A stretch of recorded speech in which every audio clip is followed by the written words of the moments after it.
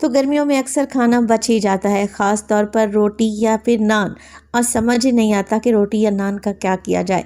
तो आज लाई हूँ आप लोगों के लिए ऐसी ज़बरदस्त टेस्टी रेसिपी जिसे बनाना आसान है। बची हुई रोटियों से आप इसे तैयार कर सकते हैं और बनेगी तो इतनी टेस्टी कि जानबूझकर आप रोटी ज़्यादा बनाएंगे। बिस्मिल्लाहिर्रहमानिर्रहीम, अस्सलामु अलैकुम। खुश रहें, आबाद रहें, जहाँ भी रहें हैप्पी रहें और हेल्दी रहें। तो मैं हूँ फ़ायज़ा और वेलकम करती हूँ आपको चटपटे पकवान में। आज बनाऊँगी टी टाइम के लिए और बच्चों के लंच बॉक्स के लिए बेहतरीन रेसिपी, वो भी बची हुई रोटी या फिर नान से। तो रेसिपी को एंड तक देखें और अच्छी लगे तो लाइक भी कर दें। तो चलें फिर ज़बरदस्त टेस्टी स्नैक्स बनाना स्टार्ट करते हैं। तो ये मज़ेदार कुरकुरे करारे से स्नैक्स बनाने के लिए हमें कुछ भी ज़्यादा नहीं चाहिए। हमें चाहिए होंगे आलू, जो कि हैं तकरीबन आधा किलो के करीब। आलू को मैंने बॉईल किया, बॉईल करने के बाद ठंडा कर लिया और छील लिया है। अब देखिए ग्रेटर की मदद से मैं आलू को ग्रेट करूँगी, क्योंकि आज जो स्नैक की रेसिपी मैं आप लोगों से शेयर करने लगी हूँ, इसमें मुझे आलू की कोई भी बड़ी गुठली नहीं चाहिए। स्मूथ सा आलू चाहिए, जिसके लिए ग्रेटर की मदद से आलू को ग्रेट करेंगे ना तो बड़ी ही आसानी से आलू ग्रेट हो जाएंगे। अच्छा, आलू जो आप लोगों ने बॉयल करने हैं वो सॉफ्ट बॉयल करने हैं।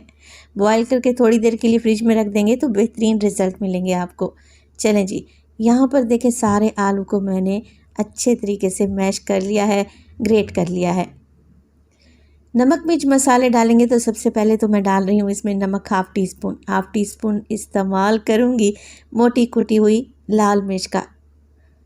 इसके अलावा मोटा कूटा हुआ ज़ीरा डालेंगे हाफ़ टी स्पून और इसमें शामिल करेंगे पिसा हुआ गरम मसाला 1/4 टीस्पून। 1 से 2 हरी मिर्चें ले लें, बारीक काटें और शामिल कर दें। बच्चों के लिए बना रहे हैं तो आप इन्हें स्किप भी कर सकते हैं। और डालेंगे इसमें 2 से 3 टेबलस्पून के करीब हरा धनिया। एक बड़े साइज़ का लेमन जूस लें, जो कि तकरीबन 2 टेबलस्पून के करीब होना चाहिए, और फ्रेश लेमन जूस आलू में ऐड कर दें। तो आलू की चटपटी सी स्टफिंग तैयार कर रहे हैं तो मैं इसमें डालूंगी चाट मसाला 1 टीस्पून डाल रही हूँ। बस जी कुछ भी नहीं करना, सारी चीज़ों को अच्छे तरीके से मिक्स करें, वेल कंबाइन कर लें। तो रोटी या नान तो हर घर में बच ही जाते हैं। आप ये मज़ेदार सी रेसिपी बची हुई रोटी या नान से बनाएं और बच्चों के लंच बॉक्स में दें। यकीन करें, जो बच्चे रोटी नहीं खाते ना, वो भी बार बार आप लोगों से डिमांड करेंगे और ये टेस्टी स्नैक्स बनवाएंगे। चलें जी, आलू में मैंने सारी चीज़ें मिक्स कर ली हैं। सॉफ्ट सा आलू का मटीरियल बनकर तैयार है, चटपटा करारा सा। अब इसे तो रख देते हैं एक साइड पर, इसका इस्तेमाल अब बाद में करेंगे। चलते हैं अपने दूसरे स्टेप की तरफ। तो रेसिपी के दूसरे स्टेप में हमने क्या किया है, एक बोल में डाला है 1 कप के बराबर बेसन। गर्मियां हैं, बेसन हो या फिर कोई भी आटा आप इस्तेमाल कर रहे हो, मैदा इस्तेमाल कर रहे हो, हमेशा छान कर डाला करें, कीड़े वगैरह बढ़ जाते हैं। चलें जी, 1 कप बेसन में मैं आधा कप मैदा इस्तेमाल कर रही हूँ और इसे मज़ीद क्रिस्पी बनाने के लिए इस्तेमाल करेंगे कॉर्नफ्लोर का। तकरीबन 2 से 3 टेबलस्पून डाल दें, और अगर कॉर्नफ्लोर ना हो तो आप इसे स्किप भी कर सकते हैं। चलें जी, अब इसमें डालेंगे कुछ स्पाइसेस। साबित धनिया का इस्तेमाल कर रही हूँ मैं 1 टीस्पून। इसके अलावा डालेंगे 1 टीस्पून के करीब इसमें नमक। शामिल करेंगे इसमें मोटी कुटी हुई लाल मिर्च, आप पिसी हुई लाल मिर्च का भी इस्तेमाल कर सकते हैं, 1 टीस्पून। इसके अलावा डालेंगे मोटा कुटा हुआ ज़ीरा, आप लोग साबित ज़ीरा भी डाल सकते हैं। अजवाइन का भी इस्तेमाल करूँगी हाफ़ टीस्पून, जिसे हथेली की मदद से मसल कर डालेंगे ना तो खुशबू 100 गुना बढ़ जाएगी। ज़रदा फूड कलर का इस्तेमाल कर रही हूँ 2 चुटकी, ये नहीं है तो आप हल्दी का भी इस्तेमाल कर सकते हैं, नो इशू। चलें जी, 2 चुटकी के बराबर मेरे पास है बेकिंग पाउडर, आप मीठा सोडा भी ले सकते हैं।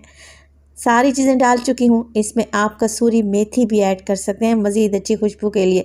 मिक्स करें, थोड़ा थोड़ा पानी डालें और एक बैटर बना कर तैयार कर लें। तो रेसिपी देखते देखते यहाँ तक पहुँच ही गए हैं, तो आप सब लोगों से गुजारिश है कि रेसिपी को लाइक कर दिया करें और चटपटे पकवान को सब्सक्राइब भी कर लें, और प्लीज़ रेसिपी को एंड तक देखा करें। आप सब लोगों का बेहद शुक्रिया। तो देखें, यहाँ पर मैंने एक बैटर या घोल बनाकर तैयार कर लिया है। कंसिस्टेंसी आप लोग चेक कर लें।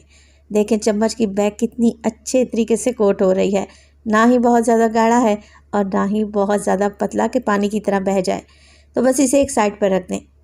अब यहाँ पर मेरे पास हैं बचे हुए नान, आप बची हुई रोटी भी ले सकते हैं, टॉर्टिला रैप भी ले सकते हैं, जो आपके पास अवेलेबल हो। तो ये रात के बचे हुए नान मेरे पास रखे थे, देखें कितने सख्त हार्ड हो चुके हैं। इनका इस्तेमाल करेंगे और बनाएंगे बेहतरीन से स्नैक्स। तो ये रात के बचे हुए नान हैं जिन्हें मैंने फ्रिज में रख दिया था। अब एक नान ले लिया है मैंने। अगर आप रात की बची हुई रोटी से बना रहे हैं ना, तो बची हुई रोटियों को हॉट पॉट में रख दिया करें ताकि वो ड्राई ना हो, सख्त ना पड़े। चलें जी, नान के ऊपर लगा देंगे चटपटा करारा सा आलू का मसाला जो कि हमने बना कर रखा हुआ था। बिल्कुल पतली सी लेयर लगाएं और इस तरीके से फैलाते जाएं। इसीलिए मैंने आपसे कहा था कि आलू जो आप लोगों ने बॉईल करने हैं ना, सॉफ्ट से बॉईल करने हैं ताकि ये आलू का मसाला रोटी या नान पर फैलता जाए। तो चटपटे करारे आलू की एक लेयर लगा देनी है, मगर लेयर कहीं से मोटी कहीं से पतली नहीं लगानी। थोड़ा थोड़ा आलू लें, पूरी रोटी पर फैला दें और जब आलू को अच्छे तरीके से फैला दें तो एक स्टील का चम्मच ले लें और उसकी बैग की मदद से इस तरीके से आलू को इवन कर लें। बिल्कुल आलू अच्छे तरीके से फैल जाएगा, कहीं से ज़्यादा कहीं से पतला नहीं रहेगा। चलें जी, अब यहाँ पर रोटी को मैंने मुकम्मल तौर पर आलू से कवर कर दिया है। अब इसकी कटिंग करेंगे। तो कटिंग में कुछ इस तरीके से करूँगी कि ये देखने में ऐसे लगेंगे जैसे आलू के समोसे हैं। तो पहले रोटी को हाफ से कट करें, फिर हाफ से कट करने के बाद इसके 2 हिस्से करें, 2 के 4 हिस्से बना लें और इस तरीके से ट्रायंगल बनाते जाएं और बस एक साइड पर रखते जाएं। है ना आसान सी रेसिपी, बस आप रेसिपी को देखते जाएं, बहुत ही टेस्टी बनकर तैयार होगी। तो अगर ये रेसिपी आप बच्चों के लंच बॉक्स के लिए देना चाह रहे हैं ना, तो आलू को रात को ही बॉयल करके और मसाला बना कर रखते हैं, आसानी रहेगी। अच्छा, यहाँ पर ऑयल को मैं गर्म करने चढ़ा दूँगी और रोटियां भी तैयार हो चुकी हैं। Oil medium to low flame पे गर्म होने के लिए छोड़ दें। बस अब कुछ भी नहीं करना, एक एक रोटी का पीस उठाएंगे और जो हमने बना कर रखा हुआ था ना बेसन और मैदे का घोल, उसमें डिप करेंगे। मगर उससे पहले मैंने ले लिए हैं 1 टेबलस्पून के करीब सफ़ेद तिल। ये टोटली ऑप्शनल है, डालना चाहें तो डालें, अदरवाइज़ स्किप कर सकते हैं। अच्छा, ये तिल डालने से लुक अच्छी आएगी। तो सफ़ेद तिल को भी मैंने अच्छे तरीके से मिक्स कर लिया है। अब एक एक पीस उठाएं, आलू वाली साइड को पहले डिप करें और इस तरीके से कांटे की मदद से दूसरी साइड को भी अच्छे तरीके से मैदे के घोल में डिप कर लें। अब एक्स्ट्रा मैदा या बेसन को झाड़ देंगे। ऑयल पहले से ही गर्म था जो कि हमने चढ़ा दिया था मीडियम टू लो फ्लेम पे। अब एक एक पीस इस तरीके से फ्राइंग पैन में डालते जाएं। अच्छा, फ्राई करने के लिए आपने कढ़ाई का इस्तेमाल नहीं करना। कढ़ाई में डालेंगे ना, सारे पीस आपस में इकट्ठे हो जाएंगे, जुड़ जाएंगे। तो किसी फ्लैट बर्तन में ये फ्राई करें। जैसे फ्राइंग पैन मैंने लिया है ना फ्लैट सा, इस तरीके से फ्राई करेंगे तो ये पीसेस आपस में जुड़ेंगे नहीं। चलें जी, आलू वाली साइड को मैंने ऊपर की जानिब रखा है और इस तरीके से 1 बाय 1 करके ये मज़ेदार से स्नैक्स फ्राई कर लेंगे मीडियम टू लो फ्लेम पे। इंतहाई क्रिस्पी बनते हैं। और तो वैसे तो नान पकोड़ा आप लोगों ने बहुत बार खाया भी होगा और बनाया भी होगा, मगर ये रेसिपी उससे कुछ डिफरेंट है। आप बची हुई रोटी से ये रेसिपी बनाइएगा, बहुत ही टेस्टी बनती है। मेरे पास तो नान रखे थे ना, तो मैंने नान से ये रेसिपी आपको बनाना बताई है। तो देखें माशाल्लाह से कितना खूबसूरत कलर आया है और ऐसा लग रहा है जैसे समोसे तले जा रहे हैं। बस जी, निकाल लेते हैं ये क्रिस्पी टेस्टी से स्नैक्स और गर्मा गर्म इन्हें सर्व करें चाय या फिर केचप के साथ, खाकर मज़ा आ जाएगा। ये रेसिपी को इतनी टेस्टी बनेगी कि आप रोटियां ज़्यादा बनाएंगी और बचा कर रखेंगी।